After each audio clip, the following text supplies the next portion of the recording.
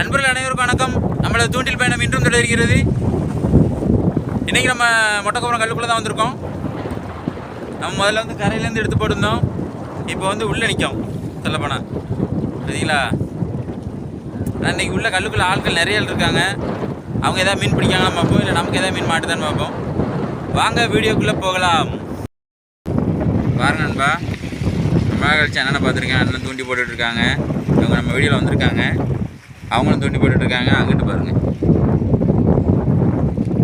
1 2 3 பேர் இருக்காங்களா. இன்னும் அந்த கல்லுக்குள்ளே ஆள் இப்போ உண்மை சொல்ல போனோம்னா அந்த அங்கிட்டு வந்து என்ன பண்ணுறாங்கன்னா இடத்த ஆழப்படுத்துகிறாங்க. ஆழப்படுத்தி கல் ஓரத்தில் மண்ணை சேர்த்து அந்த இடம் ஃபுல்லாக கரையாயிடுச்சு. கல் ஓரங்கள் ஃபுல்லாக ஆழமாக இருந்துச்சு முதல்ல. அதை நான் பக்கத்தில் போய் காட்டுறேன். அண்ணன் இவ்வளோ நேரம் தூண்டி போட்டிருக்காங்க. இவங்க வந்து கிளம்பிட்டாங்களாம், கரையை பார்த்தா போய்கிட்டு இருக்காங்க. இன்றைக்கி மீன் விசேஷம் படலடா அப்படின்ட்டாங்க. நம்ம அடுத்து உள்ளே இன்னும் தூண்டி போட்டுருக்காங்க. அவங்களுக்கு எதாவது மீன் கிடச்சிருக்கான்னு பார்ப்போம்.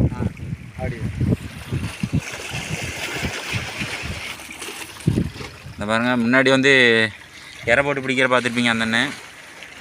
அவங்க அங்கிட்ட கரைக்கு போயிட்டாங்க தெரியுதுங்களா. நம்ம உள்ளே தள்ளி வந்துட்டுருக்கோம்.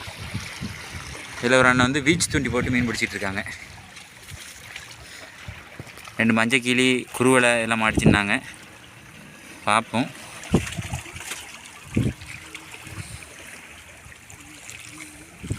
பீச் தூண்டி தான் போடுறாங்க. இந்த பாருங்க, ஒரு மீன் தூக்கிட்டாங்க. அந்த எடுத்து இருக்காங்க பாருங்க.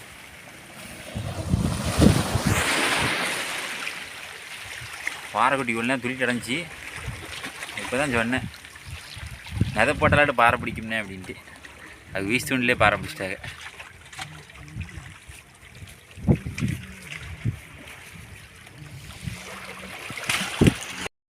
பாருங்க, அடுத்து ஒரு பாறை தூக்கிட்டாங்க.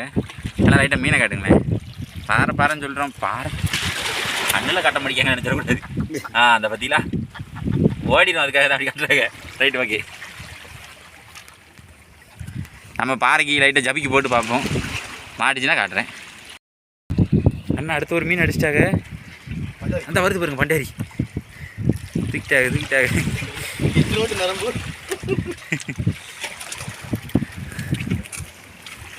பண்டாரி மீனை தூக்கிட்டாங்க ஆள் போட்டு. எல்லாம் 2 பாறை குட்டி பிடிச்சாங்க. அடுத்து பண்டாரி தூக்கிட்டாங்க தெரியுதுங்களா. இந்த மாதிரி ஒன்று ஒரு 2 மீன் பிடிச்சாங்கன்னா போதும். சரிடும்.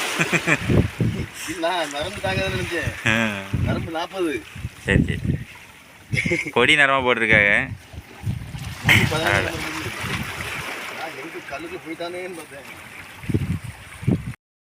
அடுத்து ஒரு மீன் பிடிச்சாங்க.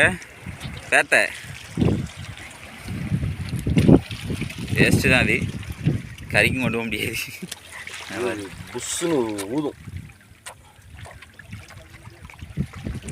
நம்ம ஷார்ட்ஸில் நிறைய போட்டிருக்கோம்.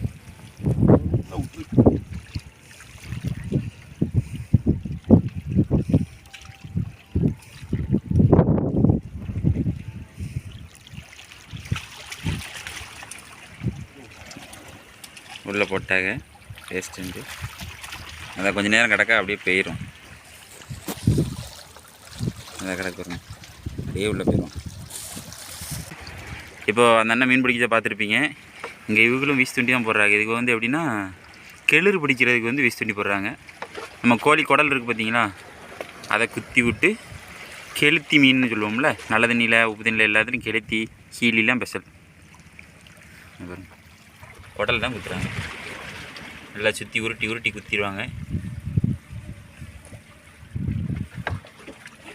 இந்த கடைக்கு பாருங்கள் என்ன குடல்.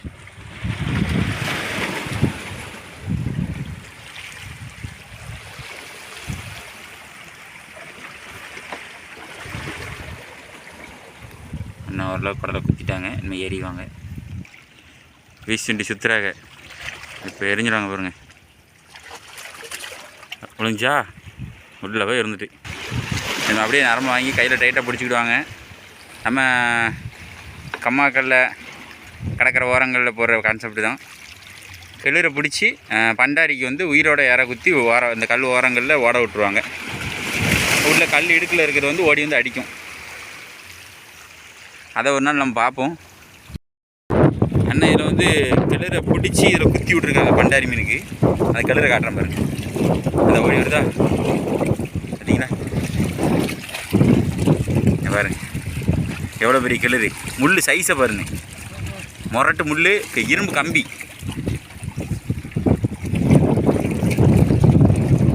உள்ள போட்டு வச்சிட்டாங்களா?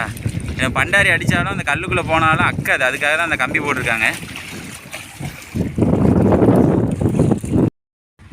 அண்ணன் இவ்வளோ நேரம் வீச்சு தூண்டி போட்டு பார்த்துருக்காங்க. வீச்சு தூண்டி போட்டு மீன் பிடிச்சிருக்காங்க.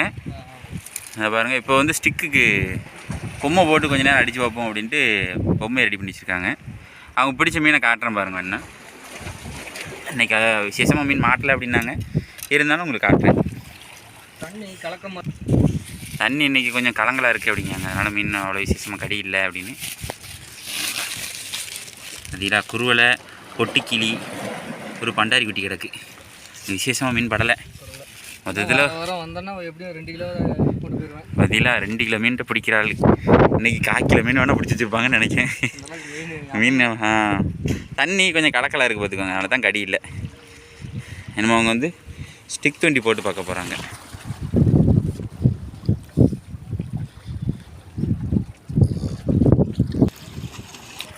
உள்ள பொம்மையை போட்டு சுற்றிட்டு இருக்காங்களா? இப்போ மீன் ஏதாவது ஒரு செப்பிலி இல்லை பண்டாரி ஏதாவது ஸ்ட்ரைக் கொடுக்கும்.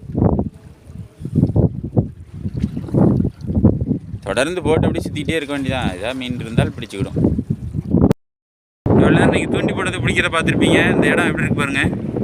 கரை மாதிரி இருக்குது பார்த்தீங்களா? இது கரை கிடையாது நண்பா. சொல்ல போனால் இது பாருங்கள். ஏத்தாக்கில் திரேஸ்புரம் நம்ம கல்லுக்குள்ளே எவ்வளோ தூரம் வந்திருக்கோன்னு பாருங்கள். அவ்வளோ தூரம் நம்ம கல்லுக்குள்ளே வந்திருக்கோம். இது சரியான தாவு. சொல்ல போனால் இடங்கள்லாம் 3 கிலோ 3.5 கிலோ மீன்லாம் தூக்கியிருக்கோம். நம்ம யூடியூப் சேனல் வைக்கிறதுக்கு படித்தோம். இந்த இடம் ஃபுல்லாக இப்போ வந்து ஆழப்படுத்துகிறாங்க. அதில் ஒரு மிஷின் மாதிரி நிற்க பாருங்களேன். தெரியுதுங்களா? இதை வந்து எப்படின்னா அந்த இடத்துல போட்டு போகிறதுக்காண்டி ஆழப்படுத்துகிறாங்க. கொஞ்சம் கரைகள் ஆகிட்டு அப்படின்ட்டு கல் ஓரங்களில் வந்து மண்ணை ஏற்றிட்டாங்க. அப்படியே அடிக்க என்ன ஆகுது அப்படின்னா இந்த கரை ஓரங்களில், இந்த கல் ஓரங்களில் வந்து மண் சேர்ந்து அவ்வளவுமே கரை திட்டாயிடுச்சு. இங்கிட்டு இங்கிட்டு போனீங்கன்னா தாவு.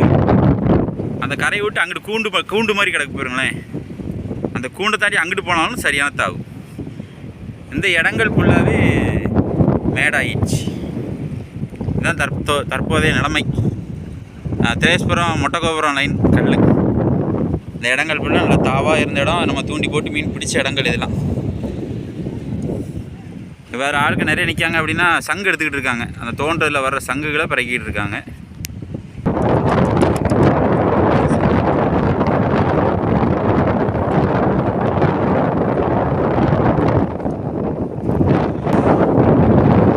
எவ்வளோ சங்கு எடுக்கிறத பார்த்துருப்பீங்கல்ல. இந்த ஓஸ் கிடக்கு பார்த்தீங்களா? இந்த ஓஸில் எண்டு தெரியுதுங்களா?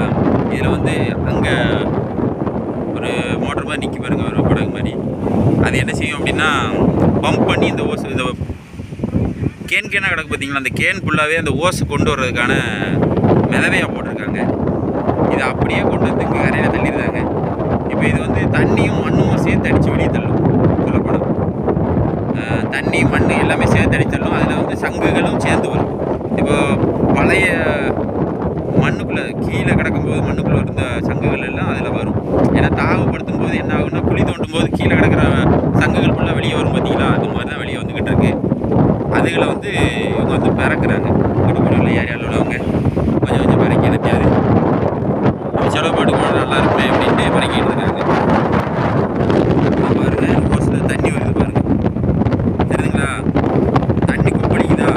அந்த தண்ணி கூட தான் சங்கு சேர்ந்து வரும். அப்படி தான் வெளியே சங்கு வர்றதை வந்து பறக்கிறாங்க.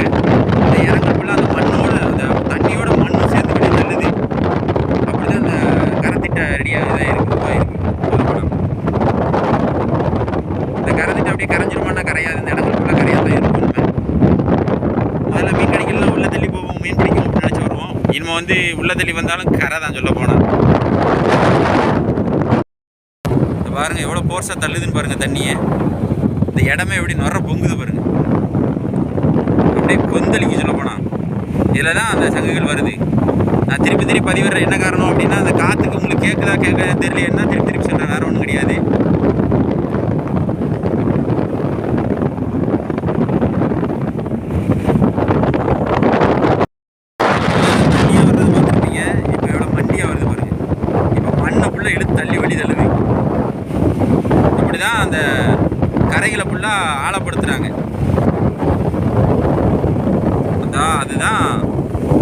தண்ணியும் மண்ணையும் சேர்த்து தள்ளுது. நம்ம வந்து இப்போ வந்து மணி 6க்கு மேலே ஆயிடுச்சு, கொஞ்சம் கிளாரிட்டி இல்லாமல் தான் தெரியும். நம்ம அங்கிட்ட இன்னும் கரையில் போய் தூண்டி போட்டு பார்ப்போம். ஏதாவது சங்கு தேடுறாங்க பாருங்கள். இந்த இடங்கள்ல அந்த சங்குகள் இருக்கா அப்படின்னு தேடுவாங்க. அப்படியே அந்த மண்ணோட மண்ணை அப்படியே சங்கு வந்துடும். சங்கு எடுத்துக்கிட்டா ஒரு சங்கு எடுத்து வெளியே போடுறாங்க. ஏன்னா சூத்த சங்கு தான். இதான் அந்த தண்ணியில் வர்ற சங்குகளை பறக்கி வெளியே போடுறாங்க. நம்ம இன்னைக்கு திரேஸ்புரம் மொட்டக்கோபுரம் லைனில் தூண்டி போட போயிருந்தோம். அப்போ வந்து நம்ம நண்பர்கள் இதே மாதிரி தூண்டி போட்டு மீன் பிடிக்க பார்த்துருப்பீங்க. சங்குக்கு அதாவது ஆழப்படுத்துகிறாங்க ஒரு இடத்துல, அதுலேருந்து சின்ன சின்ன சூத்த சங்குகள்லாம் எடுக்கிறதையும் பார்த்துருப்பீங்க. இதே போல் மற்றொரு வீடியோவில் சந்திப்போம் நண்பர்களே. பாய்.